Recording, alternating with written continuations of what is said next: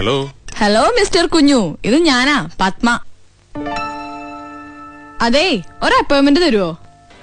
അപ്പോയിന്റ്മെന്റോ? ആ, എനിക്കല്ല, ചേച്ചിക്ക്. ചേച്ചിക്ക് മിസ്റ്റർ കുഞ്ഞുനോട് എന്തോ പറയാനുണ്ടെന്ന്. എന്താണെന്ന്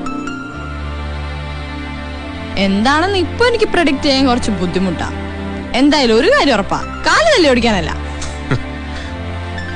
പിന്നെ ഫ്രണ്ട്സിനെ കൂട്ടണ്ടാന്ന്, ഒറ്റയ്ക്ക് വന്നാ മതിന്ന്.